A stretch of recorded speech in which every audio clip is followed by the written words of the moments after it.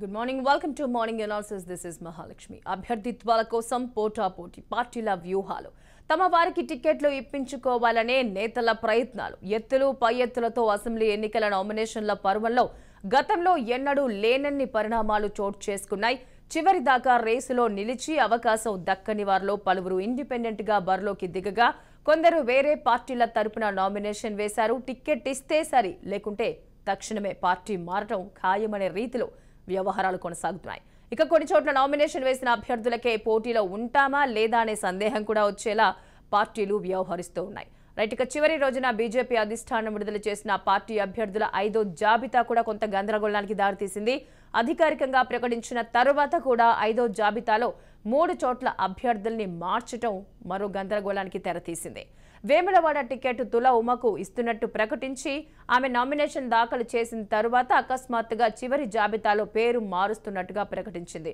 ఇక వేములవాడ టికెట్ కూడా మాజీ గవర్నర్ విద్యాసాగర్ రావు కుమారుడు వికాస్ రావుకు కేటాయించారు దీంతో తుల ఉమ కన్నీటి పర్యంతమయ్యారు అటు సంగారెడ్డిలో కూడా ఫస్ట్ రాజేశ్వరరావు దేశపాండేకు టికెట్ ఇవ్వగా చివరి జాబితాలో అభ్యర్థిని మార్చింది పులిమామిడి రాజును అభ్యర్థిగా ప్రకటించింది దీంతో రాజేశ్వరరావు దేశపాండే తీవ్ర ఆవేదనకి ఆగ్రహానికి లోనయ్యారు ఇక పెట్రోల్ పోసుకుని ఆత్మహత్య చేసుకుంటానని మరీ చెప్పారు ఇక అటు వనపర్తి టికెట్ ఆర్టీసీ కార్మిక సంఘం నేత అశ్వత్థామరెడ్డికి ప్రకటించగా ఫైనల్ లిస్ట్ లో మాత్రం అనుజ్ఞారెడ్డికి టికెట్ ఇస్తున్నట్టుగా వెల్లడించింది ఇక అలంపూర్ అభ్యర్థిగా మేరమ్మకు టికెట్ ఇచ్చినట్టు వెల్లడించి బీఫామ్ మాత్రం పార్టీ నేత రాజగోపాల్కి ఇచ్చి నామినేషన్ వెయ్యమని చెప్పింది ఇక సికింద్రాబాద్ కంటోన్మెంట్ నుంచి ఐపీఎస్ మాజీ అధికారి కృష్ణప్రసాద్ కు టికెట్ ఇస్తున్నట్టు పార్టీ వర్గాలు తెలిపాయి ఇక జాబితాలో మాత్రం గణేష్ నారాయణ పేరుంది రైట్ ఇక కాంగ్రెస్ లో కూడా కొంత టికెట్ల పంచాయతీ అనేది తారాస్థాయికి చేరుకుంది ఇక పటాన్చెరు అభ్యర్థిగా తొలుత నీలం మధు అని అనుకోగా చివరిలో ఆయన పేరు మార్చారు కాంగ్రెస్ నుంచి కూడా కాటా శ్రీనివాస్ గౌడ్ నామినేషన్ వేయగా అప్పటికప్పుడు నీలం మధు బీఎస్పీలో చేరి నామినేషన్ దాఖలు చేశారు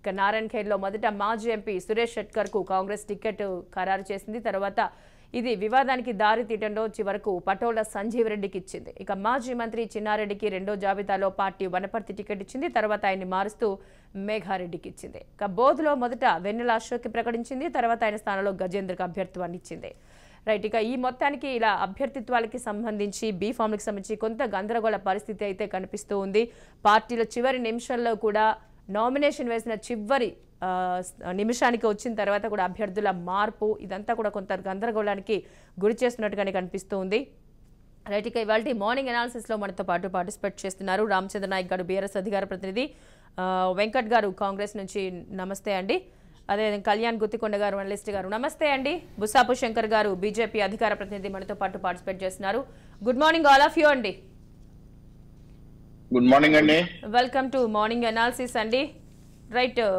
బుసాపు శంకర్ గారు ఏంటండి సీట్లలో ఇంత గందరగోళం ఇంకా ఆఖరి నిమిషానికి వచ్చేస్తున్నా కూడా నీకు నాకు అంటే ఇంట్లో పిల్లలకి తాయిలాలు పంచేటప్పుడు కొంచెం ఎక్కువ వచ్చింది తక్కువ వచ్చింది అంటే పెద్ద పిల్లవాడు గొడవ పెడుతున్నాడు కదా అని చిన్న పిల్లవాడికి కొంచెం అమ్మ తీసి ఇచ్చినట్టుగా ఇక్కడ అలా కుదరదు కదా అక్కడ వాళ్ళు అడ్జస్ట్ అవుతూ ఉంటారు ఎందుకంటే తర్వాత మళ్ళీ ఇది కావాల్సిన ఇది కానీ ఇక్కడ అందరూ కూడా తలా ఒక ప్రాంతం నుంచి వర్గాల నుంచి వచ్చిన వ్యక్తులు సో ఎందుకు అలా అంటే ఒకరు ఇదవుతారని మరొకరిని అలా మార్చుతూ చివరి వరకు కొంత ఏమన్నా అంతర్మదనం ఏమైనా ఉందా బీఆర్ఎస్ గురించి సంబంధించి మీకు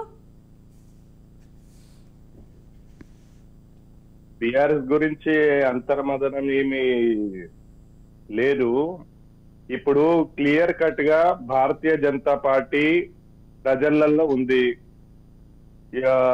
సెంట్రల్ లో నరేంద్ర మోడీ గారు మంచి కార్యక్రమాలు చేస్తా ఉన్నారు దాని ప్రభావం తెలంగాణలో ఉంటది ఈసారి డబుల్ ఇంజన్ సర్కార్ తెలంగాణలో రావడం ఖాయం అయితే ఇప్పుడు ప్రజలలో ఒకసారి బీఆర్ఎస్ కు 10 సంవత్సరాలు అధికారం ఇచ్చిండ్రు గతంలో కాంగ్రెస్ ప్రభుత్వము మరి అధికారం చేపట్టింది మరి కొత్తగా ఈసారి తెలంగాణ రాష్ట్రంలో భారతీయ జనతా పార్టీకి అధికారం ఇవ్వాలనే ఆలోచనతోటి ప్రజలు మరి ఊళ్ళు ఊరుతా ఉన్నారు మరి ఏదైతే ఈ రాష్ట్రంలో ఖచ్చితంగా భారతీయ జనతా పార్టీ అధికారంలోకి రాబోతుందనేది మాత్రం ఖచ్చితంగా తెలుస్తా ఉన్నది రైట్ బుసాపు శంకర్ గారు వెంకట్ గారు కాంగ్రెస్ కి సంబంధించి చాలా మంచి పేరుంది చరిత్రలో అసలు నేషనల్ పార్టీ లాగా అసలు తలపండిన నేతలందరూ ఉన్నారు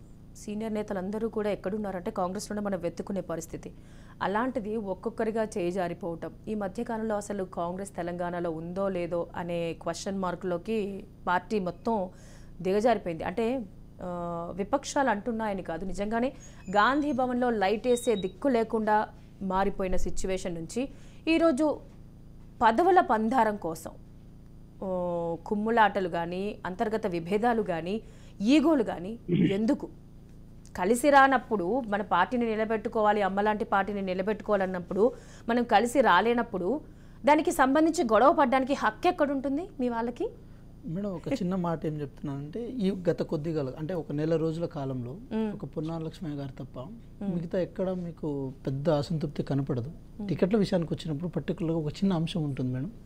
ఇక్కడ ఏంటంటే బీఆర్ఎస్ పార్టీ అధికారంలో ఉంది, వాళ్ళ అసంతృప్తులు ఉంటే అప్పటికప్పుడు వాళ్ళు చైర్మన్ పదవులు అని చెప్పి ఇదని చెప్పి మీకు ఇది ఇస్తాం అది ఇస్తాం అని చెప్పి అప్పటికప్పుడు వాళ్ళు మార్పులు చేర్పులు చేసుకున్నారు.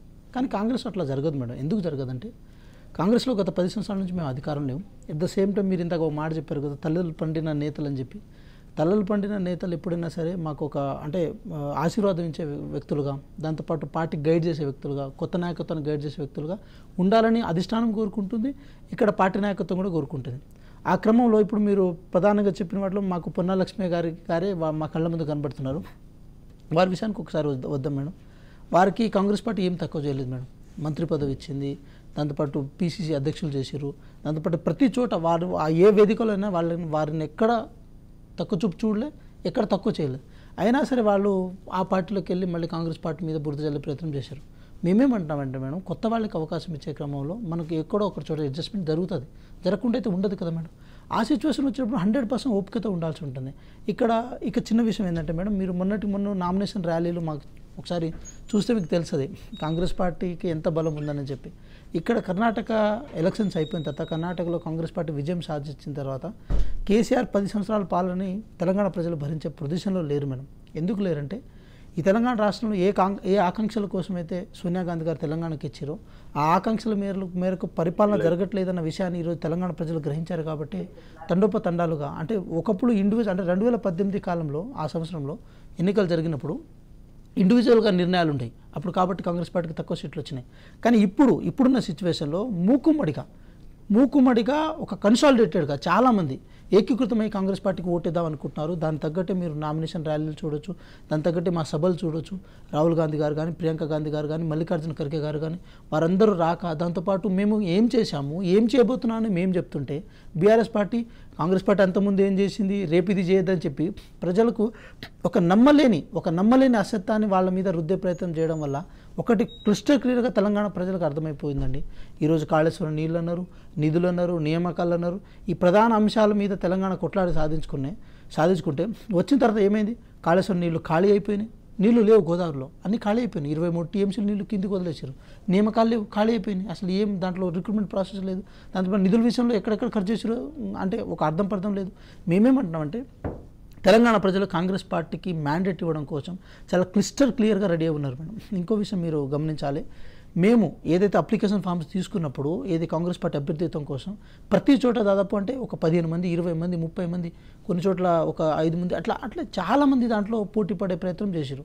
అంటే దీన్ని బట్టి ఏం అర్థం చేసుకోవచ్చు అంటే, కాంగ్రెస్ పార్టీలో ఇంటర్నల్ డెమోక్రసీ ఉంటుంది, ఇంటర్నల్ స్పేస్ ఉంటుంది. దాన్ని వాడుకోవడం కోసం తెలంగాణలో ఉన్న చాలామంది కాంగ్రెస్ పార్టీ నాయకులు 100% దాన్ని ఫుల్ఫిల్ చేసుకుంటున్నారు.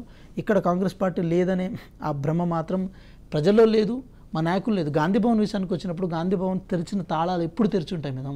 ఇలా ప్రగతి భవన్ లాగానో లేకపోతే వేరే బీఆర్ఎస్ పార్టీ ఆఫీసుల లాగానో ఇప్పుడు క్లోజ్డ్గా ఉండి చుట్టూ పోలీస్ వ్యవస్థ దాన్ని ఒక అంటే రక్షణ కల్పించే దానిలో కాంగ్రెస్ పార్టీ చేయదు. అది ఎప్పటికీ అక్కడ ఓపెన్ అయి ఉంటుంది. అట్ ద సేమ్ టైం అక్కడ మీరు ఢిల్లీలో ఏఐసిసి ఆఫీస్ చూడండి, ఇక్కడ టీపీసీసీ ఆఫీస్ చూడండి, ఏదైనా సరే ఎప్పటికీ ప్రతి ప్రజానికానికి, ప్రతి నాయకులకు తలుపు తెరిచి ఉంటుంది. అట్ ద సేమ్ టైం మేము ఇంకో మాట కూడా ఈ సందర్భంగా ఒక మాట చెప్పదలుచుకున్నాం. నెక్స్ట్ ఇంకా అంటే ఈరోజు 11వ తారీఖు కాబట్టి ఇంకో ఎగ్జాక్ట్గా ఒక 19 రోజులు ఉండండి. ఈ 19 రోజుల కాలం మాత్రమే బీఆర్ఎస్ ప్రభుత్వాన్ని తెలంగాణ ప్రజలు భరించే పొజిషన్లో ఉన్నారు. తర్వాత భరించడానికి వీలు లేదు, భరించరు కూడా. ఎందుకంటే మీరు ఒకటి గమనించండి మేడం, ఈ తెలంగాణ రాష్ట్రంలో ప్రధానంగా ఒక ప్రధానమైన సమస్య ఏంటంటే నియామకాలు అనేది ప్రధానమైన సమస్య మేడం. దాదాపు 39 లక్షల మంది వన్ టైం రిజిస్ట్రేషన్లో రిజిస్టర్ అయి ఉన్నారు. ఎవరైతే నిరుద్యోగులు ఉన్నారో, అభ్యర్థులు ఉన్నారో వాళ్ళందరూ వాళ్ళ ఊళ్ళలోకి పోతారు. ఎందుకంటే ఎట్లాగో అశోక్ నగర్లో కానీ, దిల్సుఖ్ నగర్లో కానీ, ఉస్మాన్ యూనివర్సిటీలో కానీ ఎటువంటి అరాచకాలు బీఆర్ఎస్ ప్రభుత్వం సృష్టిస్తుందో మనకు తెలుసు. వాళ్ళు ఊళ్ళో పోయిన తర్వాత ప్రతి ఒక్కళ్ళు సరే 39 లక్షల మంది కాదండి, ఒక 20 లక్షల మంది అనుకుందాం. ఆ 20 లక్షల మందికి అయితే కుటుంబం ఉంటుంది కదా, ఆ కుటుంబంలో తల్లిదండ్రులు, వాళ్ళ చెల్లెళ్ళు, వాళ్ళ అన్నలు అయితే ఉంటారు కదా. వాళ్ళకి 100% కనుక వాళ్ళు కనుక ఒక చోట ఏకీకృతం కన్సాలిడేట్ అయితే 20 లక్షల మంది ఇంటూ ఒక ఇద్దరు వేసుకుందాం, 60 లక్షల మంది.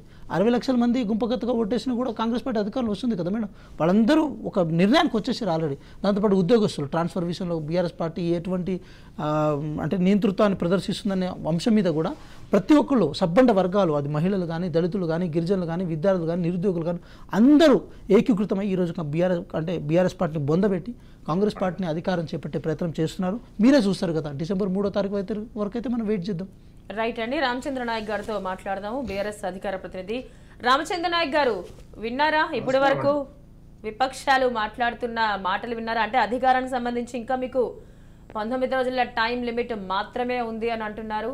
కానీ ఖచ్చితంగా హ్యాట్రిక్ కొడతావు అనే దమ్ముతో మరి కేసీఆర్ మిమ్మల్ని ఎంత ఉత్తేజపరుస్తూ సభలు ఇచ్చేస్తున్నారు. మరి 16 నుంచి రెండో విడత మరొకసారి సీఎం కేసీఆర్ మరి జనాలందరినీ కూడా తన వాక్చాతుర్యంతో ఇంకోసారి ఓట్లు కొల్లగొట్టే ప్రయత్నం అయితే చేస్తూ ఉన్నారు. మీరేమంటారు? ఈసారి కూడా అధికారం మీదేనని ధీమాతోనే ఉన్నారా? నమస్కారం అండి. నమస్తే. నమస్తే. ప్రజలు మాత్రం ఉన్నారు. మేము మూడోసారి మా ముఖ్యమంత్రి కేసీఆర్ గారు హ్యాట్రిక్ కొట్టడం ఖాయమనే ధీమాతో ఇలా ప్రజలంతా సంక్షేమ పథకాలని అందుకుంటున్న సబ్బండ వర్గాల ప్రజలంతా కేసీఆర్ గారితో ఉన్నారు. కాంగ్రెస్ పార్టీని అలా కొత్తగా చూసేది ఏం లేదండి. స్వతంత్రం వచ్చిన తర్వాత ఈ రాష్ట్రాన్ని, దేశాన్ని పరిపాలించిన కాంగ్రెస్ పార్టీ ఏ రంగాల్లో ఏం చేసిందనేది కూడా ప్రజలందరూ చాలా సున్నితంగా పరిశీలిస్తూ ఉన్నారు. వాళ్ళు 11 సార్లు ఈ రాష్ట్రం లేని వాళ్ళు మరో అవకాశం ఏమని అలా కోరుతున్నారంటే 11 సార్లు ఏం చేయని ఆయన ఈ ఒక్కసారి అవకాశమే ఏదో చేస్తారనే భ్రమలో ప్రజలు లేరు. తప్పకుండా తెలంగాణ రాష్ట్రం సాధించిన తర్వాత ఈ 9.5 ఏళ్ల కాలంలో ఏ వర్గాలకు ఏ సంక్షేమ పథకాలు అందినాయో, ముఖ్యంగా వ్యవసాయం మీద ఆధారపడే రైతులు అందరూ కూడా ఈరోజు చాలా సంతోషంగా, ఆనందంగా ఇలా కేసీఆర్ వెంట ఉన్నారు. తప్పకుండా ఎవరేమన్నా అంతిమ నిర్ణేతలు ప్రజలు ఓటేస్తేనే కదా కాంగ్రెస్ కానీ, బీఆర్ఎస్ కానీ, బీజేపీ కానీ గెలిచేది. వాళ్ళ యొక్క తీర్పు మీదనే ఆధారపడి ఉంటుంది తప్ప నేను ఇంకో కాంగ్రెస్ నాయకుడు ఎవరో చెప్తే మా వల్ల కాదు కదా. అది తప్పకుండా ప్రజలు ఎవరితో చేస్తారనేది 3వ తారీఖు అదే రుజువు అవుతుందండి. రామచంద్ర నాయక్ గారు, ఓడ దాటినంతసేపు ఓడమల్లన్న, దిగిపోయినాక బోడమల్లన్న అనే రకం బీఆర్ఎస్ నాయకులు అన్నట్టుగా కమెంట్స్ వినిపిస్తూ ఉన్నాయి.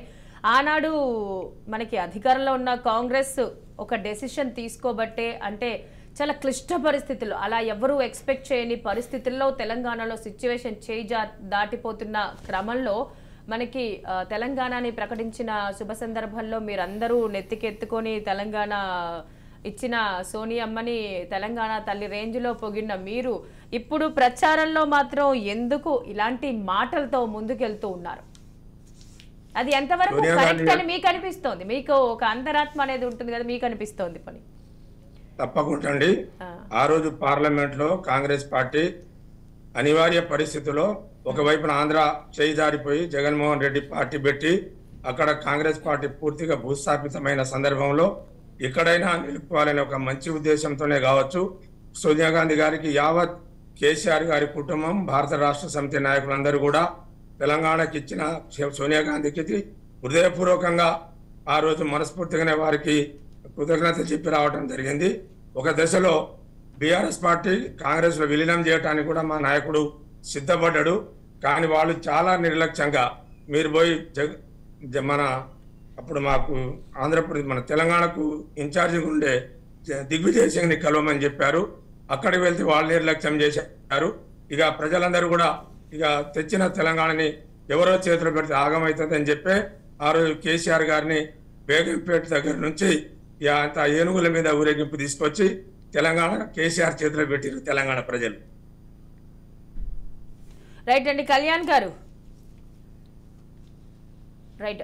తెలంగాణలో మారుతున్న పరిస్థితులు, ఇప్పుడు మారబోయే పరిస్థితులు, అసలు కంప్లీట్ గా రాజకీయ చదరంగం అంతా కూడా ఎత్తుకు పై ఎత్తు వేస్తూ ముందుకు సాగుతోంది. అంటే నాకు తెలిసి లాస్ట్ ఇయర్ ఇంత స్ట్రాంగ్ పోటీ అయితే విపక్షాల నుంచి ఎదురైనట్టుగా అనిపించట్లేదు. బట్ రెండోసారి కూడా బీఆర్ఎస్ గవర్నమెంట్ ని చూసిన ప్రజలు ఎక్కడెక్కడైతే లోటుపాట్లు ఉన్నాయో దాన్ని ఎక్కువగా హైలైట్ చేస్తూ కాంగ్రెస్ కానీ లేకపోతే బీజేపీ కానీ ముందడుగు వేస్తూ ఉన్నాయి.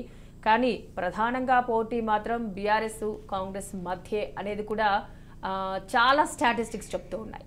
సో మీరేమంటారు? Good morning madam. ముందుగా మీకు, రాజ్య ప్రేక్షకులకి, అలాగే ప్యానల్లో వివిధ పార్టీల నుంచి పాల్గొన్న పెద్దలందరికీ గుడ్ మార్నింగ్ అండి. ఇక విషయంలోకి వస్తే, మీరు చెప్పినట్లుగా తెలంగాణలో గతంలో జరిగిన ఎన్నికలకి ఇప్పటి ఎన్నికలకి వైరుధ్యం అనేది క్లియర్ గా కనపడుతుంది. ఎందుకంటే 2014లో తెలంగాణ ఏర్పడిన తర్వాత తొలిసారిగా జరిగిన ఎన్నికల్లో కావచ్చు, 2019లో రెండోసారి జరిగిన ఎన్నికల్లో కావచ్చు, ఒక రకంగా చెప్పాలంటే అప్పటి వరకు తెలంగాణ రాష్ట్ర సమితి కాదు, ఇప్పుడు తెలంగాణ రాష్ట్ర సమితి కాదు, అది తెలంగాణ రాష్ట్ర సమితిగా ఉన్న పార్టీ టిఆర్ఎస్ పార్టీ ఒక రకంగా చాలా కంఫర్ట్ గానే ఎలక్షన్ ఫేస్ చేసింది. ఎలక్షన్ లో దాని తగ్గట్టుగానే ఫలితాలు కూడా మనం చూసాం. ఇక 10 ఏళ్లు రాష్ట్రంలో అధికారంలో ఉన్న దరిమిల సహజంగానే వచ్చే యాంటీ ఇన్కంబెన్సీ, అలాగే తెలంగాణ రాష్ట్రానికి, మరి తెలంగాణ వాదానికి, రాష్ట్రం ఏర్పడిన 10 ఏళ్ల తర్వాత 10 ఏళ్ల దరిమిల తెలంగాణ వాదానికి చెల్లుబాటు అయిందని మరి ఆ పార్టీ అగ్రనాయకత్వం భావించిందేమో. ఆ తెలంగాణ పేరు కూడా ఆ పార్టీలోంచి తీసివేసి భారత రాష్ట్ర సమితిగా మార్చుకుని దేశమంతా మేము పోటీ చేస్తాం, జాతీయ పార్టీగా పోటీ చేస్తాం అని చెప్పి పేరు కూడా మార్చుకుని ఎన్నికల్లో దిగిన తర్వాత మొట్టమొదటిసారిగా జరుగుతున్న ఎన్నికలు. అంటే ఒక రకంగా అది వాస్తవే కావచ్చు. ఎందుకంటే రాష్ట్రం ఏర్పడిన 10 ఏళ్ల దరిమిలా ఇంకా తెలంగాణ వాదం అనేది సెపరేట్ రాష్ట్రం అయిపోయింది ఎప్పుడో, 10 ఏళ్లు కూడా గడిచిపోయినాయి. ఇకపోతే టిఆర్ఎస్ అనేది, బీఆర్ఎస్ అనేది మొట్టమొదటిసారిగా ఈ ఎన్నికల్లో కొంత తత్తరపాటు గురవుతుందేమో అని చెప్పి మనకు గత 2-3 నెలలుగా జరుగుతున్న పరిణామాలు చూస్తున్నాం. మళ్ళీ గతంలో తెలంగాణ రాష్ట్ర సమితిగా ఉన్న పార్టీని ఆ తెలంగాణలోని మార్చేసి భారత రాష్ట్ర సమితిగా తీసుకొచ్చి మేమంతా జాతీయవాదంతో వస్తాం, ఇంకా మాకు తెలంగాణ వాదంతో పని ఇంకా లేదు అన్నట్లుగా ప్రకటనలు ఇచ్చిన తర్వాత మళ్ళీ గత కొంతకాలంగా, గత వారం 10 రోజుల నుంచి కనుక ఆ పార్టీ వైపు స్వరాలు కనుక చూస్తే మళ్ళీ ఎక్కడో ఆ తెలంగాణ దాన్నే నమ్ముకుంటే బెటర్ అనే ఫీలింగ్ వాళ్ళకి కలిగిందేమో అని చెప్పి వాళ్ళ వైపు నుంచి వస్తున్న ప్రకటనలో చూపిస్తున్నాయి. ఇక రెండో పార్టీగా తీసుకున్న, కేంద్రంలో అధికారంలో ఉన్న భారతీయ జనతా పార్టీ నుంచి కనుక తీసుకుంటే గత 10 ఏళ్ళుగా ఆ పార్టీ కూడా కేంద్రంలో అధికారంలో ఉంది. కేంద్రంలో అధికారంలో ఉండి ఈసారి ఇప్పుడు కన్నా కూడా గత 6 నెలల క్రితం అయితే ఈ రాష్ట్రంలో మేము పోటీ ఇచ్చేది టిఆర్ఎస్ కి, పోటీ ఇచ్చేది మేమే అని చెప్పి భారతీయ జనతా పార్టీ ఆ రకంగా ముందుకు వచ్చింది. కాకపోతే ఎందుకో అనూహ్య పరిణామాల వల్ల ఈ గత కొంతకాలంగా కొంచెం వెనకబడటం కూడా, అది కూడా ఎలా అనిపించిందంటే, ఈ వాతావరణం కనుక చూసుకుంటే ఈ రెండు పార్టీలు, కేంద్రంలో అధికారంలో ఉన్న భారతీయ జనతా పార్టీ, రాష్ట్రంలో అధికారంలో ఉన్న భారత రాష్ట్ర సమితి, ఈ రెండు పార్టీలు ఒకటే. ఈ రెండు పార్టీలు ఒకరికొకరు అంతర్గతంగా సహకరించుకుంటున్నాయన్న విషయం జనాల్లోకి చాలా వేగంగా వెళ్ళింది. దాని ఫలితమే కాంగ్రెస్ అనూహ్యంగా పుంజుకోవటం. మీరు ఇందాక ఇంట్రడక్షన్ లో చెప్పారు, ఒక సిచ్యువేషన్ లో అయితే కాంగ్రెస్ పార్టీలో గాంధీ భవన్ లో అదో రకమైన నైరాశ్యం, అదో రకమైన చీకటి వచ్చేసింది, అసలు ఆ పార్టీ పోటీలో ఉంటుందా అనేది ఒక 6 నెలల క్రితం అనిపించింది అన్నారు. వాస్తవమే అది. రెండు అధికార పార్టీల మధ్య పోట్లాట్లో ఆ పార్టీ కొంచెం జిహెచ్ఎఫ్ ఎన్నికలప్పుడు కానీ, దుబ్బాక ఎన్నికలప్పుడు కానీ ఆ పార్టీ వెనుకబడింది అన్న వాతావరణం మనకు క్లియర్ గా కనపడింది. కానీ అనూహ్యంగా గత 6-7 నెలల్లో పుంజుకోవటం కాంగ్రెస్ పార్టీ వైఖరిలో, అంటే 40-50 ఏళ్ళగా మనం కాంగ్రెస్ పార్టీ యొక్క రాజకీయాలు చూస్తూనే ఉన్నాం. కంబైన్ ఆంధ్రప్రదేశ్ లో కావచ్చు, దేశంలో కావచ్చు, ఇతర రాష్ట్రాల్లో కావచ్చు. అనూహ్యంగా ఈసారి ఈ టర్మ్ లో కాంగ్రెస్ పార్టీ వైపు నుంచి కొంత పార్టీ వైఖరిలో కొంత మార్పు కనపడుతుంది. ఇందాక కాంగ్రెస్ పార్టీ మిత్రులు చెప్పారు, మా దాంట్లో అసంతృప్తులు పెద్దగా ఏమీ లేనట్టే. వాస్తవం మేడం. ఎందుకంటే ఊహించిన దానికన్నా చాలా తక్కువగా, ఏదో ఒకళ్ళిద్దరు టికెట్ రానప్పుడు లేకపోతే అవకాశాల్లో మనం వెనకబడుతున్నామన్న భావంతో కొద్దిమంది పార్టీలు మారారేమో కానీ పెద్దగా అయితే ఆ పార్టీ వైపు నుంచి ఇంతకు ముందుతో పోలిస్తే గత ఎన్నికల్లో పోలిస్తే పార్టీలో నిజంగానే ఆ పార్టీలో అంతర్గత ప్రజాస్వామ్యం ఎక్కువ, చాలా ఎక్కువ. కానీ ఈసారి కాంగ్రెస్ పార్టీ యొక్క తీరులో చాలా మార్పు స్పష్టంగా కనబడుతుంది. వాళ్ళందరూ ఎన్నికల దగ్గర పడే కొద్దీ ఇనానమస్ అవుతున్నారు, అంటే మీన్ ఐకమత్యంతో పనిచేయడం నేర్చుకున్నారు. సీనియర్లు కూడా ఇంతకు ముందు లాగా ఎట్లా బట్ల అట్లా మాట్లాడటం కానీ, ఒకళ్ళు అట్లా అవుతుంటే ఒకళ్ళు ఇట్లా ఆడటం కానీ అలాంటి వాతావరణం కూడా కొంచెం తగ్గినట్టు అనిపిస్తుంది. కానీ ఇది ఎన్నికలని గెలిపించే విధంగా, ఎన్నికల్లో ఆ పార్టీని గెలిపించే విధంగా తీసుకెళ్తున్నా అంటే మనం 3వ తారీఖు వరకు వెయిట్ చూడాలి. రైట్ అండి, చెప్పండి సార్, చెప్పండి. ఇక ఇంకో విషయం కూడా గుర్తు తెలిసేదన్నమాట. ఇక్కడ నేను ఒక పాయింట్ అన్నాను, ప్రజల్లో కూడా ఒక రకమైన వాతావరణం ఉంది. కేంద్రంలో అధికారంలో ఉన్న భారతీయ జనతా పార్టీ కానీ, రాష్ట్రంలో అధికారంలో ఉన్న భారత రాష్ట్ర సమితి కానీ, ఈ 2 పార్టీలు ఒకటే అంతర్గతంగా సహకరించుకుంటున్న వాతావరణం ప్రజల్లో ప్రబలింది అన్నాం. దానికి కూడా ఇంకో ఎగ్జాంపుల్ చెప్పదలిచాను మేడం. ఈ రాష్ట్రంలో ఎన్నికల నోటిఫికేషన్ వచ్చిన తర్వాత వివిధ ప్రాంతాల్లో ఐటీ రైడ్లు అనేది మనం రోజు న్యూస్ పేపర్లో చూస్తున్నాం. మనం కనుక అబ్జర్వ్ చేసుకుంటే ఈ ఐటీ రైడ్లన్నీ కాంగ్రెస్ పార్టీ అభ్యర్థులు, లేకపోతే కాంగ్రెస్ పార్టీ నాయకులు, లేకపోతే కాంగ్రెస్ పార్టీ సానుభూతి పరుల మీద మాత్రమే జరగటం కూడా ఈ రకమైన అనుమానాలకి బలపరుస్తుంది. అంటే మిత్రులు పెద్దలు, బీజేపీ పెద్దలు కానీ, లేకపోతే బీఆర్ఎస్ పెద్దలు కానీ చెప్పొచ్చు, ఐటీ రైడ్లు ప్రభుత్వ విభాగాలు చేస్తాయి, వాటితో మాకేం సంబంధం అని చెప్పొచ్చు. కానీ ఇక్కడ ఏంటంటే లోగుట్టు ఏంటంటే ఓన్లీ కాంగ్రెస్ పార్టీ ఈ నాయకుల మీదే ఎందుకు జరుగుతున్నాయి, మిగిలిన పార్టీ నాయకుల దగ్గర ఆ రకమైన లేదా అనేది ప్రజల్లో బలంగా వ్యాపిస్తుంది. ఇది కూడా ఒక రకంగా చెప్పాలంటే కాంగ్రెస్ పార్టీకి మేలు చేసే విధంగానే, తాత్కాలికంగా వాళ్ళు కొంత ఇబ్బంది పడినా ప్రజల్లో ఆ రకమైన అభిప్రాయం వెలిగి కాంగ్రెస్ పార్టీకి మేలు చేసే విధంగానే ఉంటుందని చెప్పి నా విశ్లేషణ మేడం. రైట్ అండి.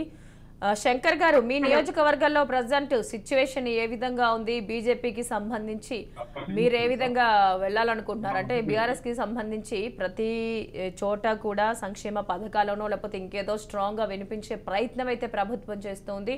At the same time Congress కూడా చాలా పోటాపోటీ ఇస్తుంది. అంటే ఈ నేపథ్యంలోనే మీరు వారిపై దాడులకు సంబంధించి కేంద్రం నుంచి ఏమన్నా చక్రం తిప్పుతున్నారా?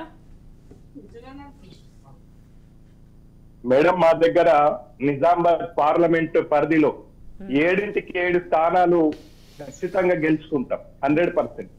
ఎందుకంటే గతంలో మా ఎంపీ అరవింద్ ధర్మపురి గారు ఏదైతే పసుపు బోర్డు తీసుకొస్తా అని మాటిచ్చిండ్రో అది కొద్ది ఆలస్యమైనా పర్వాలేదు కానీ చేసిండ్రు. అంటే కొన్ని దశాబ్దాల కళ, రైతులు కొన్ని దశాబ్దాల కళను నెరవేర్చిన ఘనత మా యొక్క ఎంపీ అరవింద్ ధర్మపురి గారిది. అదే విధంగా మా నిజామాబాద్ నుండి హైదరాబాద్ కి ఎమర్జెన్సీలో ఎవరన్నా పేషెంట్స్ వెళ్ళాలనుకుంటే మాధవ్ నగర్ దగ్గర రైల్వే ట్రాక్ అడ్డం వచ్చేది. ఆ రైల్వే ట్రాక్ అడ్డం వచ్చేసిన తర్వాత మినిమం ఒక ½ an hour ఇబ్బంది అయ్యేది. ½ an hour ఆగిపోయే వాళ్ళు, ½ an hour to 1 hour traffic jam అయ్యి. అటువంటి దాన్ని కూడా ఫ్లైఓవర్ బ్రిడ్జ్ నిర్మాణం కొరకు కేంద్ర నిధులతోటి ఆ యొక్క నిర్మాణం జరుగుతా ఉన్నది. ఈ 2 మా పార్లమెంట్ పరిధిలో హైలైట్స్. మరి అదే విధంగా ఖచ్చితంగా మా పార్లమెంట్ సభ్యులు అరవింద్ గారు 7కి 7 పార్లమెంట్ పరిధిలో ఉన్న 7కి 7 ఎమ్మెల్యే స్థానాలను గెలుచుకుంటా అని మరి శపథం చేసిండ్రు. అదే విధంగా వారి వెంట యువత నడుస్తా ఉన్నది. యువత ఎందుకు నడుస్తా ఉన్నదంటే ఈ బీఆర్ఎస్ ప్రభుత్వం వచ్చిన తర్వాత ప్రతి వర్గాన్ని దోహం చేసింది, అన్యాయం చేసింది. గతంలో దళిత సీఎం అన్నారు, దళిత బంధు అన్నారు, బీసీ బంధు అన్నారు, నిరుద్యోగులకు ఉద్యోగ నోటిఫికేషన్స్ అన్నారు, మరి డబుల్ బెడ్రూమ్ ఇండ్లు అన్నారు. మరి ఏ ఒక్కటి కూడా వీళ్ళు పూర్తిగా ఫుల్ఫిల్ చేయలేరు. అదే విధంగా కాళేశ్వరం ప్రాజెక్టు విషయంలో కూడా మరి 50,000 కోట్ల అవినీతి జరిగింది. అది మామూలుగా 35,000 కోట్లతో జరగాల్సిన ఏదైతే కాళేశ్వరం ప్రాజెక్ట్ ఉందో అది 1,20,000 కోట్లకు పెంచి దాంట్లో 50,000 కోట్ల అవినీతిని జరిపింది. మరి ఇవన్నీ ప్రజలు చూస్తా ఉన్నారు. గతానికి ఇప్పటికున్న తేడా ఏంటంటే ప్రతి ఒక్క యువకుడి చేతిలో స్మార్ట్ ఫోన్ ఉన్నది. ఎప్పటికప్పుడు సోషల్ మీడియా ద్వారా ప్రతి ఒక్క ఇన్ఫర్మేషన్ వస్తా ఉన్నది. దీన్ని అంతట్లో పెట్టుకొని మా పార్లమెంట్ సభ్యుడు ఆయన 6 అడుగుల బుల్లెట్, ఆయన మోడీ విసిరిన రాకెట్. ఆయన ప్రభావం కేవలం నిజామాబాద్ పార్లమెంటే కాదు, యావత్ తెలంగాణ రాష్ట్రం అంతా ఆయన ప్రభావం ఉంటది. ఆయనకు జోడిగా రేపు ఈటెల రాజేందర్ గారు, ఈ మా ధర్మపురి అరవింద్ గారు ఇద్దరి నేతృత్వంలో ఖచ్చితంగా ఈ రాష్ట్రంలో అధికారంలో బీజేపీ వస్తుంది. అటు కేంద్రంలో బీజేపీ, ఇటు రాష్ట్రంలో బీజేపీ, డబుల్ సర్కార్ ఖచ్చితంగా వస్తుంది. తిరేక్ బార్ మోదీ సర్కార్. అట్లనే ఇక తెలంగాణలో కూడా ఈ యొక్క బీజేపీ అధికారంలోకి వస్తుంది. ఎందుకంటే 10 సంవత్సరాలు మరి టిఆర్ఎస్ కు అధికారం ఇచ్చిండ్రు. మరి గతంలో ఏమన్నారు, 5 సంవత్సరాలు మేము మొన్ననే వచ్చినాం కదా, చిన్నపిల్లనే కదా, మేము నడక నేర్వలేదు కదా, 5 సంవత్సరాల్లో ఏమవుతుంది, ఈ 75 సంవత్సరాలు ఉన్న దరిద్రం ఒక 5 ఏళ్లలో పోతుందా అన్నాడు కేసీఆర్ గారు ఆ రోజు. సరే 5 ఏళ్లలో పోదు, మరి ఇంకో 5 సంవత్సరాలు ఇచ్చింది. 5 సంవత్సరాలు ఇస్తే ఇవాళ ముదిరాజ్ ముద్దు బిడ్డలకు మొండి చేయి చూపెట్టిండు. ఆయన ఒక్కటంటే ఒక్క టికెట్ ఇవ్వలేదు ముదిరాజ్ అంత పెద్ద సామాజిక వర్గానికి. పద్మశాలిలకు ఆ 1 2 ఇచ్చిండు. మరి బీసీ వర్గానికి టోటల్ గా అన్యాయం చేసిన పార్టీ ఏదన్నా ఉన్నదంటే అది కేవలం బీఆర్ఎస్ పార్టీ, టిఆర్ఎస్ పార్టీ, మరి కల్వకుంట్ల వారి కుటుంబ పార్టీ. మరి ఇవాళ భారతీయ జనతా పార్టీ బీసీని ముఖ్యమంత్రిని చేస్తా అన్నారు. ఖచ్చితంగా డిక్లేర్ చేసిండ్రు. రానున్న రోజులలో ఈ రాష్ట్రానికి ముఖ్యమంత్రి అవుతారు. శంకర్ గారు, బీసీ నేతని అధ్యక్ష పదవికే పనికిరాని మీరు మార్చినప్పుడు సీఎం సీట్ ఇస్తారా? మేడం, మేము మార్చలేదు. ఆయన సేవలు ఇంకా కేంద్రం వరకు అవసరం కాబట్టి ఆయనకు ప్రమోషన్ ఇచ్చి ఆల్ ఇండియా జనరల్ సెక్రటరీ చేసిండ్రు. ఆయనను క్యాంపెయిన్ ఇన్ఛార్జ్ గా కూడా చేసిండ్రు. ఆయన టోటల్ గా కేంద్రానికి రాష్ట్రానికి సంబంధించి ఆయనను పెద్ద నాయకుడిని చేసిండ్రు తప్ప ఆయనను ఎక్కడ కూడా పక్కకు పెట్టలేదు. ఖచ్చితంగా ఆయన కూడా మొన్న 5 లిస్టులో ఇచ్చిండ్రు. 5 ఈ రాష్ట్రానికి తెలంగాణ ముఖ్యమంత్రుల పేర్లలో బండి సంజయ్ గారి పేరు కూడా ఉంది. దాన్ని కూడా మీరు గమనించాలా. మీరు పదే బీసీ నాయకుడిని పక్కకు జరిపిందని అనడం కరెక్ట్ కాదు. ఇలా బీసీ డిక్లరేషన్ 75 సంవత్సరాలు ఒకటి మాత్రం వాస్తవం శంకర్ గారు, బండి సంజయ్ గారు ఉన్నప్పుడు బీఆర్ఎస్ లో అంత స్ట్రాంగ్ వాయిస్ వినిపించినప్పుడు, అపోనెంట్ గా వినిపించిన వాయిస్, మరి కిషన్ రెడ్డి గారు వచ్చినప్పుడు ఎందుకు అంత తగ్గుముఖం పట్టింది? నిజంగానే విపక్షాలు అన్నట్టుగా బీఆర్ఎస్ బీజేపీ రెండు కూడా ఒక తానులో ముక్కలే అనుకోవాలా? మరి రైట్, మళ్ళీ డిబేట్ కంటిన్యూ చేద్దాం మీతో అండి. వెంకట్ గారు, రేవంత్ గారి మీద వచ్చిన అలిగేషన్స్ అన్ని కూడా ఇప్పుడు ఒక పార్టీని నడిపించే అధినాయకత్వంలో యువ రక్తంతో చాలా జోష్గా రేవంత్ గారు వెళ్తున్నారు. కానీ స్టిల్ ఇప్పటికీ ఏదో ఒక మాట అని వెనక్కి లాగడం అనేది ప్రతిపక్షాల నుంచి మనకి ఎప్పుడన్నా కూడా పందెంలో ఏదో ఒకటి టార్గెట్ చేస్తూ ఉంటారు. మనం విన్ అవ్వడం అనేది ఇంపార్టెంట్ కాబట్టి దాన్ని మనం మెంటల్గా టార్గెట్ చేస్తున్నామా, ఫిజికల్గా టార్గెట్ చేస్తున్నామా, కేసులతో టార్గెట్ చేస్తున్నామా అనవసరం. ఫైనల్గా విన్నింగ్ అనేది ఇంపార్టెంట్. సో అదొక స్ట్రాటజీ కూడా ప్రతి పార్టీ ఇది చేస్తూ ఉంటుంది. సో రేవంత్ గారి మీద వచ్చిన ఈ కేసెస్ ఎలిగేషన్స్కి సంబంధించి కానీ ప్రతి ఒక్కరూ దీన్ని ఇది చేస్తూ ఉన్నారు. దీన్ని మీరు ఏ విధంగా ఇది చేస్తుంటారు? మేడం, ఒక విషయం ఇక్కడ మనం గమనించాల్సింది ఏంటంటే, రేవంత్ రెడ్డి గారు అధికార పక్షంలో లేరు మేడం. ఇంతవరకు వారి రాజకీయ జీవితం స్టార్ట్ చేసిన నుంచి టిల్ టుడే వరకు వాళ్ళు ప్రతిపక్షంలో ఉండి కొట్లాడారు. ప్రతిపక్షం పాత్ర ఏముంటుంది మేడం? కొట్లాట ఉంటుంది. కానీ పైసలు, ఈ లావాదేవీలు ఇది కాదు కదా మేడం ఉండాల్సింది. ఇంకో విషయం ఏంటంటే, ఇక్కడ ఒకటి గమనించాలి మేడం. ఈరోజు కేటీఆర్ గారు కానీ కేసీఆర్ గారు కానీ ఇన్ని ఊకతప్పుడు ఉపన్యాసాలు ఇచ్చుకుంటూ బయట రేవంత్ రెడ్డి గారు ఇది అని అంటున్నారు కదా. తెలంగాణ రాష్ట్రంలో నేను ఒకటి చెప్తున్నా madam, Telangana democracy is the most costless democracy. ఎట్లా అంటే మేడం, ఒక సామాన్యుడు ఒక పోరాటాల నుంచి వచ్చినవాడు సర్పంచ్గా నిలబడలేడు. ఎందుకంటే ఇన్ని లక్షలు ఖర్చు చేయాల్సి వస్తుంది. మొన్న మీరు మునుగోడు ఎలక్షన్ చూశారు కదా మేడం, దాంట్లో ఎంత ఖర్చు చేసిరు అంటే దీని అర్థం ఏంటంటే, ఒక సామాన్యుల్ని రాజకీయాలకు దూరం చేసే ప్రయత్నం ఈరోజు వాళ్ళు చేశారు. అంటే ఇక్కడ కేసీఆర్ గారు కేటీఆర్ గారు ఈ రాజకీయాలను అవినీతి మేము చేయలేదా? వాళ్ళు ఇప్పుడు వేరే పార్టీ నాయకులను గుంజుకోలే, వేరే పార్టీ నాయకులు అంటే ఉత్తగా వచ్చి ఉంటారు, వాళ్ళు ఎక్కడొక జరిగి ఉంటుంది కదా. కాకపోతే ఇక ఒక విషయం ఏంటంటే, ఒకే అంశాన్ని పదే చెప్పడం, దాన్ని చుట్టూ తుప్పడం అంటే మీరు ఇంకా ఎన్ని కథలు చేసి ఉంటారు? ఎన్ని చేసి ఎంతమందికి ప్యాకేజీలు ఇచ్చింటారు? దొరికితే దొంగ లేకపోతే దొరే అన్నట్టు. ఏదైనా సరే మేడం, ఒక్క మాట ఏంటంటే ఒకే అంశాన్ని పదే పదే చెప్పడం కాదు మేడం. ఈరోజు తెలంగాణ రాష్ట్రంలో ఫస్ట్ మనకు తెలంగాణ రాష్ట్రంలో మొదట జరిగిన ఉప ఎన్నికలు ఏదైతే ఉందో, ఏది మన మెదక్ ఉప ఎన్నికలు కానీ, నారాయణఖేడ్ ఉప ఎన్నికలు కానీ, మొన్నటి జరిగిన మునుగోడు ఉప ఎన్నికలు కానీ, హుజరాబాద్ ఉప ఎన్నికలు కానీ, ఈ అన్ని ఉప ఎన్నికలు ఒక్కసారి మీరు గమనించడం మేడం. ఈ ఉప ఎన్నికల్లో అక్కడున్న సర్పంచ్ని కానీ, వార్డు మెంబర్ని కానీ, వీళ్ళని కానీ గుంజే ప్రయత్నంలో వాళ్ళు ఎంత ప్యాకేజీలు ఇస్తారు, ఎవరు మాట్లాడతారు, దాన్ని ఎవరు డీల్ చేస్తారు అనేది బీఆర్ఎస్ పార్టీ దగ్గర ఒక క్లియర్ ఇది ఉంటుంది. సో ప్యాకేజీలు ఇచ్చడంలో, పైసలు పంచడంలో, లాబింగ్ చేసి గుంజుకోవడంలో, గొర్రెల్లా కొనడంలో బీఆర్ఎస్ కంటే పెద్దగా చేసే పని ఎవరు ఉండరు మేడం. అయితే మేమేమంటున్నామంటే ఈ సందర్భంగా ఒక విషయం అయితే చెప్పదలుచుకున్నాం మేడం. తెలంగాణ రాష్ట్రానికి కాంగ్రెస్ పార్టీ చాలా అవసరం మేడం. ఆ అవసరంలో భాగంగా ఈరోజు రేవంత్ రెడ్డి గారు అంటే వారికి ఉన్న ప్రతి వేదికని, వారికి ఉన్న ప్రతి సమయాన్ని ఈరోజు బీఆర్ఎస్ పార్టీని గద్దెదించడం కోసం ప్రయత్నం చేస్తున్నారు. వారి మీద వాళ్ళు కుట్రలు చేస్తున్నారు. మీరు ఒకటి గమనించండి, గత కొద్ది మీరు మాట్లాడిన మాటలే మీకు శరాఘాతంలాగా చుట్టుకోవట్లేదా? కేసీఆర్ ఇప్పుడు ఏది చెప్పినా కూడా దాన్నే హైలైట్ చేస్తున్నారు. రేవంత్ రెడ్డి గారు చెప్పిన ఈ 3 గంటల కరెంట్ ఏదైతే ఉందో, 24 గంటల కరెంటు కావాలా, 3 గంటల కరెంటు కావాలా అంటే ఒక సామాన్యుడికి అర్థమయ్యే భాషలో ఇప్పుడు మీరన్న ఈ 3 గంటల కరెంట్లో ఉన్న అంతరార్థం ఏంటి అనేది విపులీకరించి మనం చెప్తేనే కానీ జనాలకు అర్థం కాదు.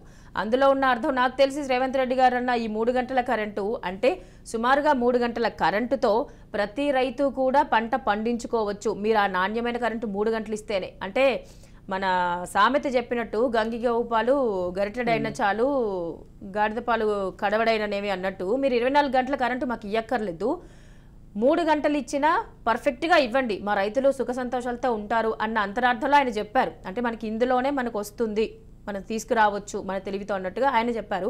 బట్ దీన్ని ఏమంటున్నారంటే దీన్ని వేరే పోర్ట్రే చేసి చెప్తున్నారు. మనకి 3 గంటల కరెంటే అంటున్నారు మీకు, మరి ఏం చేస్తారన్నట్టు. ఒక సామాన్య రైతుకి అదేమవుతుంది అంటే వీళ్ళు ఒకవేళ వస్తే మనకి 3 గంటలు ఇచ్చి ఆపేస్తారేమో. కామన్ పీపుల్కి మనకి అంత లాజికల్గా వాళ్ళు అర్థం ఆలోచించారు కదా. అయితే మేడం ఒక మాట ఏంటంటే ఫస్ట్ ముందుగా మీకు థ్యాంక్ యూ చెప్పాలి మేడం. ఎందుకంటే క్వశ్చన్ మీరే వేసి ఆన్సర్ మీరే క్లారిటీగా ఇచ్చారు. సో దాంట్లోనే ఆన్సర్ దొరికింది మేడం. ఎందుకంటే ద వే దే ఇంటర్ప్రిటెడ్, అంటే వాళ్ళు దాన్ని ఎట్లా ఇంటర్ప్రిట్ చేస్తున్నారు, దాన్ని ఎట్లా మార్పు చేస్తున్నారు, దీన్ని బట్టి మనం అర్థం చేసుకోవచ్చు. నేను ఒక సందర్భంగా నాకు 1 నిమిషం టైం ఇవ్వండి, నేను క్లియర్ కట్గా చెప్తాను మేడం. మీరు ఒకటి గమనించండి, ఉచిత కరెంటు నిజంగా ఉచిత కరెంటా? 24 గంటల కరెంటు నిజంగా 24 గంటల కరెంట్ అందరికీ ఉచితంగా ఇస్తుంది అనేది ఇక్కడ మనం ఒక విషయం అర్థం చేసుకోవాలి. ఆ రోజు రేవంత్ రెడ్డి గారు ప్రధానంగా చెప్పింది 3 గంటల కరెక్టు మీరు కరెక్ట్గా ఇస్తే సరిపోద్దని ఇప్పుడు మీరే చెప్పారు కదా. మేమేమంటున్నా అంటే మేడం, ఈరోజు 22,000 కోట్లు బకాయిలు ఉన్నాయి, ఎవరికి? డిస్కమ్లకు కట్టాలి. అది ఉచిత కరెంట్ అయితే డిస్కమ్లకు పైసలు ఎవరు కట్టాలి మేడం? గవర్నమెంట్ కట్టాలి కదా. మరి గవర్నమెంట్ ఎందుకు కట్టలేదు ఆ పైసలు? ఇప్పటికీ 6,000 కోట్లు ప్రజల మీద భారం వేసారు, ఇంకా 16,000 కోట్లు భారం వేయాల్సి ఉంది. దాని తగ్గట్టు ఒక ప్రీ ప్లాన్ కూడా వాళ్ళు డిస్కమ్కు ఎట్లా కట్టాలి ఏంటనేది ఒక ప్రీ ప్లాన్ ప్రజల మీద ఎట్లా భారం వేయాలని వాళ్ళకి చేశారు. నేను ఒకటి అంటున్నాను మేడం, ఈ రాష్ట్రంలో చాలామంది సన్నకారు రైతులు ఉన్నారు మేడం. ఈ సన్నకారు రైతులకు కనుక ఉచిత కరెంట్ ప్రాపర్ వేలో ఇస్తే 3 గంటల కరెంట్ సరిపోతుంది, అకార్డింగ్ టు మన నాలెడ్జ్. ఎందుకంటే ఒక 3 ఎకరాల భూమి బారడం కోసం 3 గంటలు సరిపోతాయి. ఇప్పుడు పెద్ద రైతులు ఉంటారు, అంటే భూస్వాములు, పెత్తందారులు ఉంటారు, వాళ్లకు ఉచిత కరెంట్ ఇవ్వడం వల్ల అంటే దాదాపు 3,600 కోట్ల భారం గవర్నమెంట్కి పడుతుంది. అంటే వాళ్ళకి రైతు బంధు వస్తుంది, 3,600 కోట్లు వాళ్ళకు ఉచిత కరెంట్ ఇస్తున్నారు, అంతవరకు ఓకే. ఇప్పుడు ప్రతి సబ్స్టేషన్కి వెళ్తాం మేడం, సబ్స్టేషన్లో లాగ్ బుక్స్ ఉంటాయి. లాగ్ బుక్స్లో ఏమని రాసి ఉంటారంటే ఎంత గంటలు కరెంట్ ఇస్తున్నాయి, ఎట్లా ఇస్తున్నాయి అనేది దాని మీద ప్రతిదీ ఒక డేటా ఉంటుంది. అక్కడ పోదామంటే ఎందుకు వాళ్ళు ఒప్పుకుంటలేరు? ఎందుకు లాగ్ బుక్ను తెరవనిస్తలేరు? ఎందుకు మా ఇప్పుడు కోమటిరెడ్డి వెంకటరెడ్డి గారు కానీ లేకపోతే రేవంత్ రెడ్డి గారు కానీ చాలామంది నాయకులు అక్కడికి వెళ్ళాలని ప్రయత్నం చేశారు కదా, అక్కడికి ఎందుకు రావట్లేదు? సరే నువ్వు దొరవే, నువ్వు దొంగతనం చేయలే, నువ్వు మంచోనివి, మరి నిరూపించుకుంటే అయిపోతుంది కదా. మరి ఎందుకు నిరూపించలేకపోతున్నావు? అంటే ప్రజల చెవిలో పూలు పెట్టే ప్రయత్నం చేస్తున్నావు అంటే నువ్వు చేస్తుంది నిజంగా అబద్ధమా నిజమా తెలుసుకోవాల్సి ఉంటుంది కదా. ఇప్పుడు ఎక్కడైనా సరే నేను తప్పు చేయలేదని నిరూపించుకోవడానికి నాకు అవకాశాలు దొరికితే చాలా అనుకుంటాం కదా మేడం. మరి మీకు అవకాశం దొరికినా ఎందుకు మీరు వినియోగించుకోవట్లేకపోతున్నారు? అంటే దీన్ని బట్టి ఏంటంటే మీరు తప్పు చేశారు. లాగ్ బుక్స్లో 24 గంటల కరెంటు మేము ఇస్తున్నాం అని చెప్పి మీరు నిరూపణ చేస్తే మేమే సైలెంట్ అయిపోతాం. మీ మీద ఎందుకు అరవాల్సి వస్తుంది? ఇంకో పాయింట్, 24 గంటల కరెంటు ఉచిత కరెంట్ ఇస్తున్నారు మేడం, మీరు బిల్లు కట్టలేదా? ఇంటికి బిల్లు కడుతున్నారు కదా, మేము కడుతున్నాం కదా, మరి ఎక్కడ ఉచిత కరెంట్ ఇస్తున్నారు మీరు? అంటే రైతులకు ఉచిత కరెంట్ ఇస్తున్నారంటే దాని అర్థం పర్ఫెక్ట్గా ఇవ్వండి అంటున్నాం.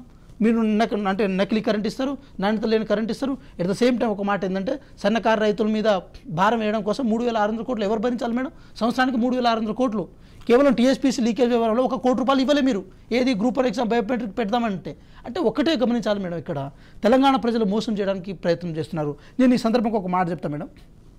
మీరు చెప్పుకొచ్చిన బాహుబలి మోటార్ మునగడానికి వరదల కారణమైతే కాళేశ్వరం మునిగిపోవడానికి ఎవరు కారణం? ఆల్రెడీ సెంట్రల్ అథారిటీ చెప్పింది కదా, మీరే కారణం చెప్పింది. దానికి ఎందుకు ఈ సభలో మీరు అంటే ఈ మాట ఎందుకు మాట్లాడతారు?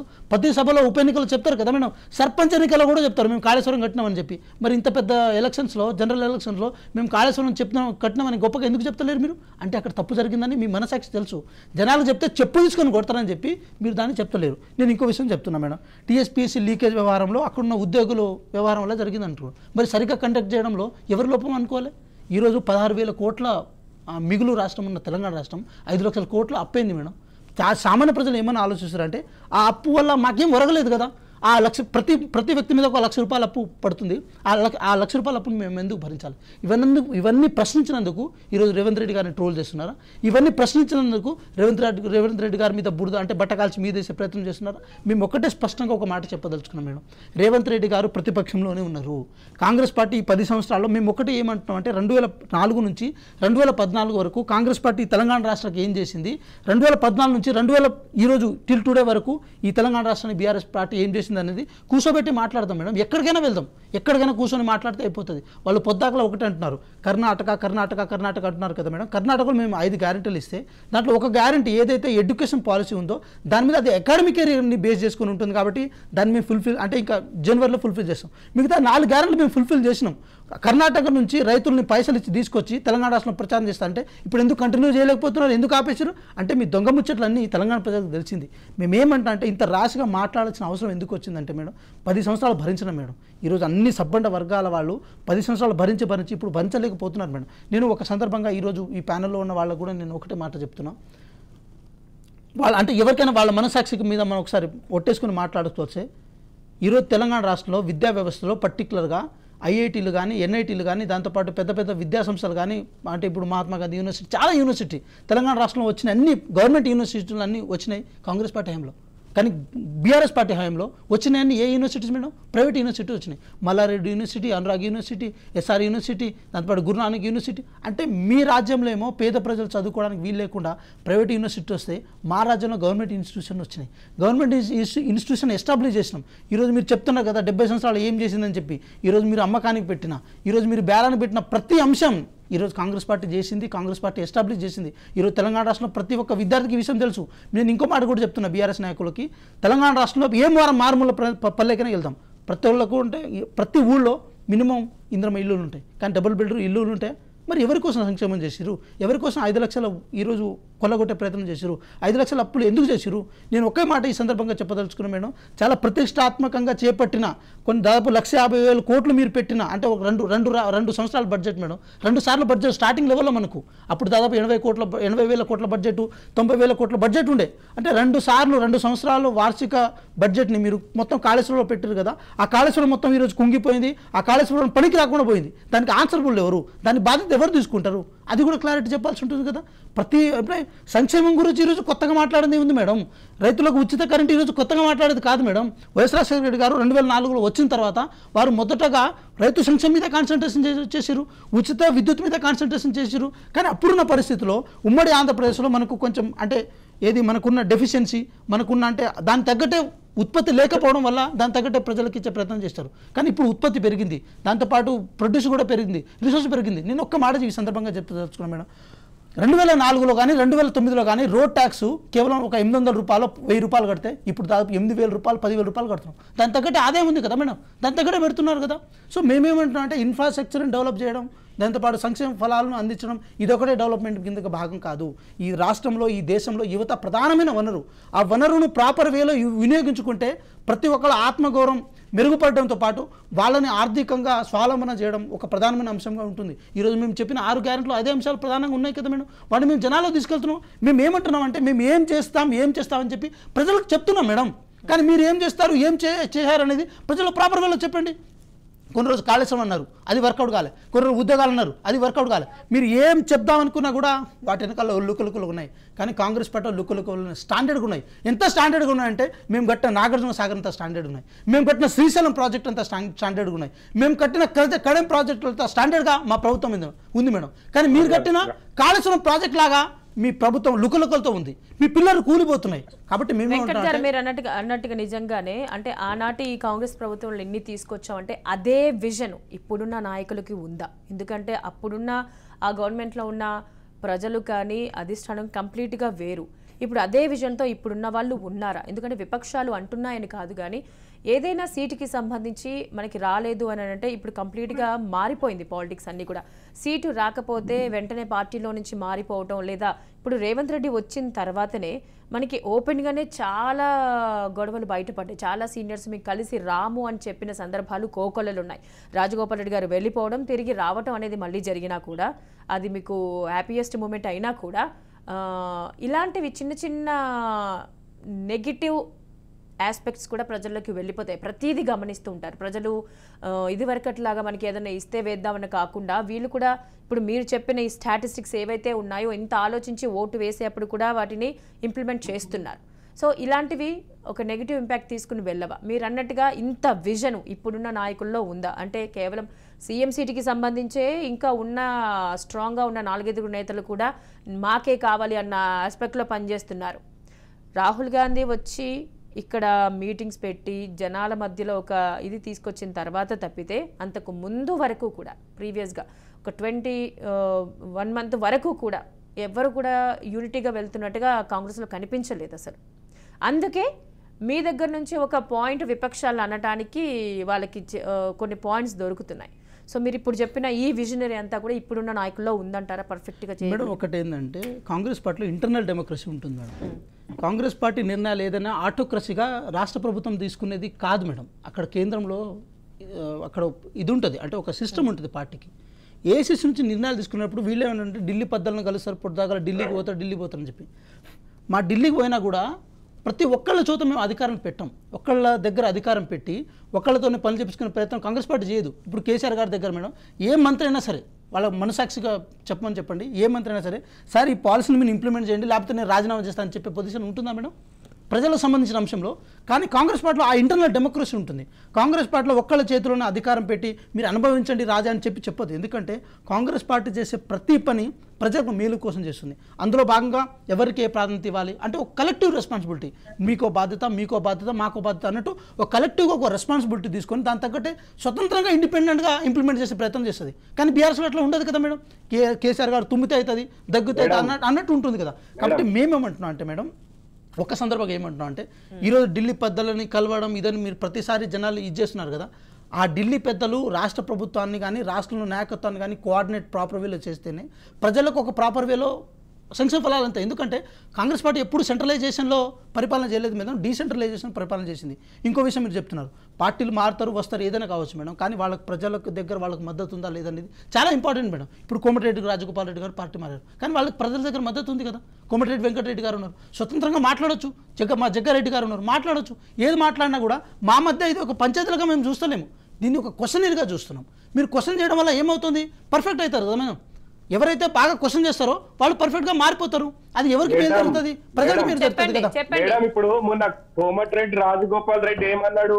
59 ఎమ్మెల్యేలు గెలిచినా సరే 59 మంది ఎమ్మెల్యేలు గెలిచినా సరే కాంగ్రెస్ లా ఎవరు ఉండరు, అందరు అమ్ముడు పోతారు అని చెప్పేసి కోమటిరెడ్డి వెంకటరెడ్డి గారు అన్నారు మేడం. ఎందుకంటే కాంగ్రెస్ పార్టీలో రేవంత్ రెడ్డి కష్టపడుతున్నాడు, తీసుకొస్తుండొచ్చు. కాకపోతే వాళ్ళు అనుకున్నంత లాజిక్ వ్యూగా రాకపోతే అక్కడ ఉన్న కాంగ్రెస్ ఎమ్మెల్యేలు అందరూ అమ్ముడు పోతారు, వాళ్ళు అమ్మకానికి సిద్ధంగా ఉంటారు. సార్ ఒక మాట మీకు చెప్పాలి సార్, మీరు ఎన్ని చెప్పినా ప్రజలు మమ్మల్ని నమ్ముతున్నారు కదా సార్. మీరు ఎన్ని పట్టకాల్చి మీరేసినా కూడా ప్రజలు మమ్మల్ని నమ్ముతున్నారు కదా. ప్రజలు మమ్మల్ని నమ్ముతున్నారు కదా మేడం, ప్రజలు మమ్మల్ని నమ్ముతున్నారు కదా సార్. ఎక్కడ నమ్ముతున్నారు?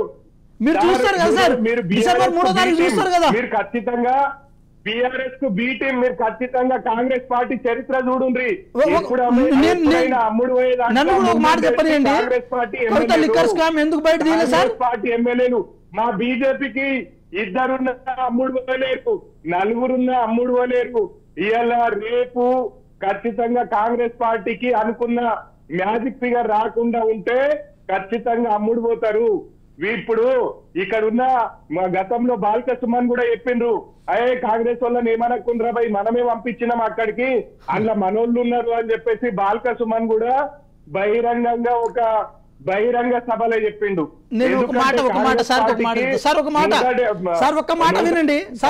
చరిత్ర ఉన్నా సరే కానీ ఆ చరిత్ర అంతా పోయింది సార్.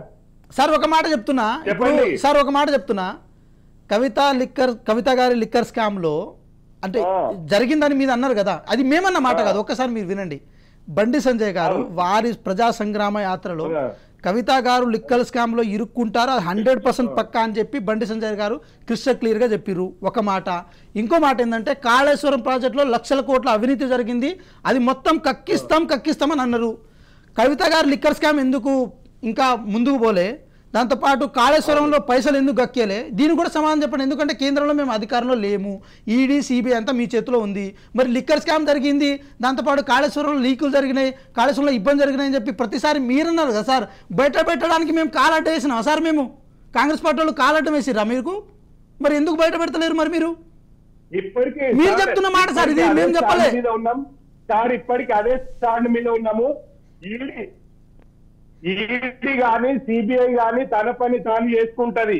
ఈడీ గాని సిబిఐ గాని కేంద్ర ప్రభుత్వ జేబు సంస్థ కాదు, అది స్వచ్ఛందంగా దాని పని ఉంటది. సార్ ఒక మాట చెప్తా మీకు ఇంకో క్లారిటీ ఇస్తా సార్, మీకు ఇంకో క్లారిటీ ఇస్తా మేడం. ఒక మాట ఏంటంటే డ్యామ్ సేఫ్టీ అథారిటీ అది సెంట్రల్ గవర్నమెంట్ సంస్థ, ఒక స్టాట్యూటరీ బాడీ. అది ఏమని చెప్పింది, కాళేశ్వరంలో అవినీతి జరిగింది, అది ప్రభుత్వ మిస్టేక్, దాంతోపాటు అక్కడ ఇంజనీర్ల మిస్టేక్, అదంతా మిస్టేక్ తో జరిగింది చెప్పి డ్యామ్ సేఫ్టీ అథారిటీ ఒక నివేదిక ఇచ్చింది. అంటే చాలా కేసులని ఈరోజు ఈడీ గానీ సిబిఐ గానీ సుమోటోగా తీసుకున్నప్పుడు ఒక డ్యామ్ సేఫ్టీ అథారిటీ ఈరోజు కాళేశ్వరంలో అవినీతి జరిగింది, ఇబ్బంది జరిగిందని చెప్పిన తర్వాత కూడా మీరు ఎందుకు మొహాలకు అది గుడ్డలు కట్టుకొని ఉన్నారు సార్? అది దానికి సమాధానం చెప్పండి. డ్యామ్ సేఫ్టీ అథారిటీ చెప్పింది కదా కాళేశ్వరంలో అవినీతి జరిగిందని చెప్పి, అయినా సరే మీరు ఎందుకు ఆగి ఉన్నారు? ఖచ్చితంగా అవుతారు సార్. వాళ్ళ సమయం వచ్చినప్పుడు వాళ్ళని అరెస్ట్ చేస్తారు ఖచ్చితంగా. దాంట్లో ఈ ఎలక్షన్స్ లో మీ దోస్తాను ఎట్లాగో బయటపడకూడదని చెప్పి కప్పిపుచ్చే ప్రయత్నం చేస్తున్నారని చెప్పి తెలంగాణ ప్రజలు అనుకుంటున్నారు సార్. రైట్, బుస్సాపు శంకర్ గారు ఒక్క నిమిషం, రామచంద్ర నాయక్ గారు చెప్పండి. లేదు మీరు ఖచ్చితంగా అవినీతి చేసిన వాళ్ళందరూ కూడా ఖచ్చితంగా జైలుకు పోతారు, ఇది మాత్రం పక్కా. రైట్ అండి, చెప్పండి రామచంద్ర నాయక్ గారు. ఇంకోటి మేడం, ఇప్పటి వరకు గ్రూప్ 1 ఎగ్జామ్స్ గురించి నేను మాట్లాడతా. ఒక్క నిమిషం శంకర్ గారు ఒక్క నిమిషం, రామచంద్ర నాయక్ గారికి అవకాశం ఇద్దాం, చెప్పండి. ఓకే మాట్లాడండి. మిత్రుడు వెంకట్ గారు మాట్లాడారు, దయచేసి కొన్ని విషయాలు నిజాలు మాట్లాడుతున్నాం. చెప్పండి. నేను ఒక రైతు బిడ్డని, వెంకట్ గారి నా దగ్గరికి రమ్మని ఆయన మోటార్ కాడికే పోదాం, కరెక్ట్ గా 3 గంటలు కంటిన్యూ కరెంట్ ఇస్తాం అక్కడ సబ్ స్టేషన్ కాడ ఉండి. 3 గంటల్లో 3 ఎకరాల గనక మా వెంకట్ గారు పారిస్తే ఆయన ఏ శిక్ష వేసినా నేను దానికి సిద్ధం. ఎందుకంటే రైతు బిడ్డగా మాట్లాడాలి వెంకట్. ఒక మాట చెప్తున్నా, ఒక మాట నేను వ్యవసాయం చేస్తున్నా బోర్ కింద. రెండోది మా వెంకట్ గారికి చెప్తున్నా, రేవంత్ రెడ్డి గారి యొక్క నిజాయితీ మీద, ఆయన యొక్క పద్ధతి మీద, ఆయన వయసు రీత్యా, ఆయన భాష, ముఖ్యమంత్రి అడల ఆయన మాట్లాడుతున్న తీరు, ఏ రాజకీయ ఒక పార్టీకి అధ్యక్షుడు ఉన్నవాడు ఎంత సంయమనంతో ఎంత గౌరవంతో రాజకీయాలు శాశ్వతంగా ఎవరికి కాదు, శాశ్వత శత్రువు ఉండడు, శాశ్వత మిత్రుడు ఉండడు. కానీ ఆ పదజాలాలు, వయసుకు మించిన మాటలు, మీరు ఒక్కసారి బీజేపీ శంకర్ గారు ఉన్నారు, కోమటిరెడ్డి వెంకటరెడ్డి విషయంలో సోషల్ మీడియా రాష్ట్రం అంతా చక్కర్లు కొడతా ఉన్నది. రాజగోపాల్ రెడ్డి దుర్మార్గుడు, 1800 కోట్లకు బీజేపీకి అమ్ముడు పోయిన దొంగ అని మాట్లాడిన ఇవాళ రాజగోపాల్ రెడ్డిని స్వయంగా మళ్ళీ బీఫామ్ ఇచ్చిందంటే కాంగ్రెస్ పార్టీకి ఏమైనా సిగ్గు ఉన్నదా మేడం? ఒక్కసారి ఆలోచించండి. కాంగ్రెస్ పార్టీ సిగ్గు, లజ్జ, ఏ మాత్రం జ్ఞానం ఉన్నా మళ్ళనే కదా దొంగ నుండి మళ్ళీ తీసుకొచ్చినామంటే మీ పార్టీ నిజాయితీ ఎంతో, మీ యొక్క చిత్తశుద్ధి ఏంటో ప్రజలు మిమ్మల్ని అసలు అసహించుకుంటున్నారు. అందుకనే కరెంటు విషయంలో కానీ, కాళేశ్వరం విషయంలో కానీ, ఇప్పుడు శ్రీశైలం లాంటి దాంట్లో కూడా సాంకేతిక లోపం వచ్చింది. కాళేశ్వరం ఒక్కడే బ్యారేజ్ కాదండి, అనేక బ్యారేజ్ల సమూహమే కాళేశ్వరం ప్రాజెక్టు. ఒక దగ్గర సాంకేతిక లోపం వస్తే దానికి సరిచేసే బాధ్యత ఆ ఇంజనీర్లకు ఉంటుంది. ఇవాళ వెంకట్ గారు మాట్లాడుతున్నట్టు ఇవాళ రేవంత్ రెడ్డి పట్టపగలు దొరికిన దొంగ, ఓటు విషయంలో ఆయన అంతకుముందు కాంగ్రెస్ పార్టీ ఆయన ఎడల ఏం మాట్లాడిందో, సోనియా గాంధీ ఎడల రేవంత్ రెడ్డి ఏం మాట్లాడిండో మొత్తం సోషల్ మీడియా ఇలా భారతదేశ వ్యాప్తంగా తెలంగాణ వ్యాప్తంగా చూస్తామన్నారు. అందుకనే ఏ రాజకీయ పార్టీ అయినా తన మంచి విధానంతో ఒక మాట చెప్తున్నా మేడం, అది ఇవాళ రాజస్థాన్లో కానీ కర్ణాటకలో కానీ ఛత్తీస్గఢ్లో కానీ కాంగ్రెస్ పార్టీ అధికారంలో మననే వచ్చింది కాబట్టి కర్ణాటకలో అక్కడ 4,000 ఒక్క నెలైన పెన్షన్ ఇచ్చి చూడు, అప్పుడు తెలంగాణలో ఉండే ఏ పేదవాడైనా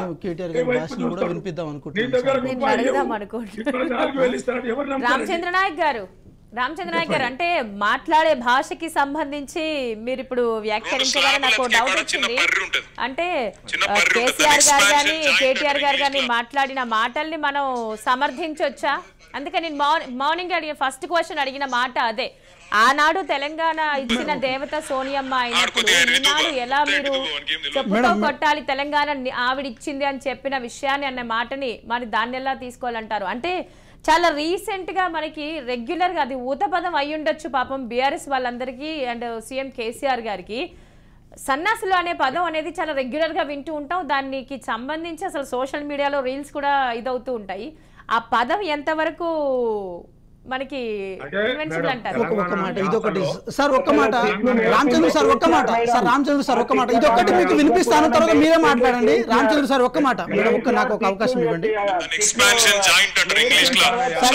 రామచంద్ర సార్ ఇదొకటి వినండి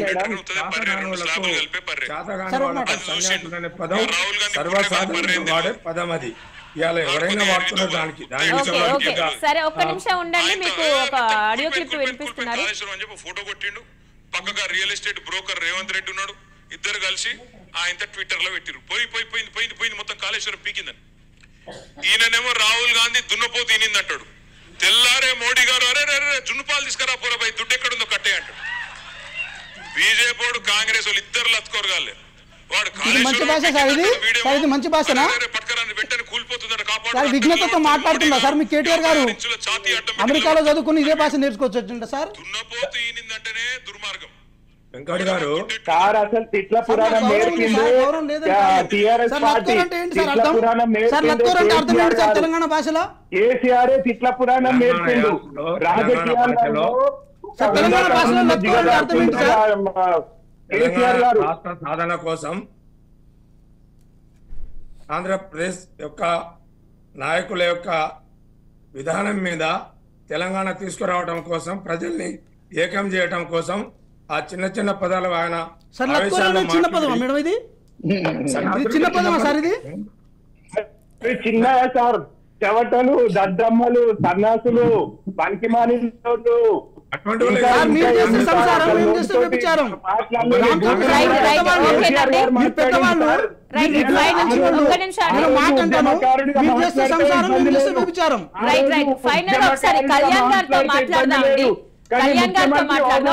అటువంటి భాష వాడడం మాత్రం కరెక్ట్ కాదు. రైట్ అండి. కళ్యాణ్ గారు ఆల్రెడీ రాజకీయాలు అనేవి కంప్లీట్ గా దిగజారిపోయి ఉన్నాయి. మాటలు మాట్లాడే పద్ధతిలో రాజకీయ నాయకులను చూసే నా సామాన్య జనం ఏమంటున్నారంటే, ఇప్పుడు సోషల్ మీడియా బాగా ఇదైపోయేటప్పటికీ ప్రతి పదం కూడా వాళ్ళ నుంచి ఏదొస్తుందో దాన్ని కొంచెం సరదాగా వాడుకలో తీసుకురావడం. సినిమాలో వచ్చిన భాష ఎలా వాడుతున్నారో ఇప్పుడు రాజకీయాలు కూడా ఒక సినిమా అయిపోయిందండి జనాలకి. ప్రతిరోజు ఒక కొత్త ఇది వచ్చేస్తుంది, రిలీజ్ అవుతుంది ఒక మూవీ, ఒక పార్టీ నుంచి ఒక్కొక్కటి వచ్చేస్తుంది, జనాలు కూడా వాడేస్తూ ఉన్నారు. సో అసలు మీ అనాలిసిస్ ఏమంటారు? అసలు రాజకీయ నాయకులు వాళ్ళ వివక్షతని మరిచి మాట్లాడుతున్నారా? కేవలం గెలుపు పదవి మాత్రమే ఇంపార్టెంటా? మేడం, రాజకీయ నాయకులు మాట్లాడే భాష, వాటి విచక్షణ మీద ఇప్పుడు ఖచ్చితంగా బీఆర్ఎస్ ప్రతినిధి రేవంత్ రెడ్డి గారు మాట్లాడినప్పుడు మిగిలిన పక్షాలన్నీ కూడా ఒకవైపు మనం ఒకవేళ మనకు 10 పక్షం చూపిస్తారు, 4,000 మన వైపు చూపిస్తాయి.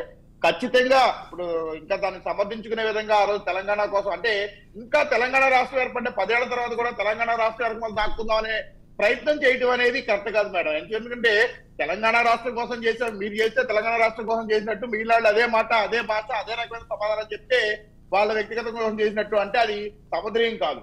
బేసికల్ గా చెప్పాలంటే రాజకీయ నాయకులు అన్ని పార్టీలు అందరూ కూడా ఆ భాష విషయంలో రాను విచక్షణ కోల్పోతున్నారు, దాని ఆ సంస్కారం కోల్పోతున్నారు అని చెప్పి ప్రజల్లో బాగా పెరిగిపోయింది. ఒక తెలంగాణ రాష్ట్రంలో కాదు, ఆంధ్రప్రదేశ్ రాష్ట్రంలో కావచ్చు, ఎక్కడైనా కానీ ఆ విచక్షణ సంస్కారం అనేది తగ్గించుకుని మాట్లాడుతున్నారు అన్ని రాజకీయ పార్టీలు. ఒకటి ప్రజలు ఒక క్లియర్ కట్కి వచ్చారు.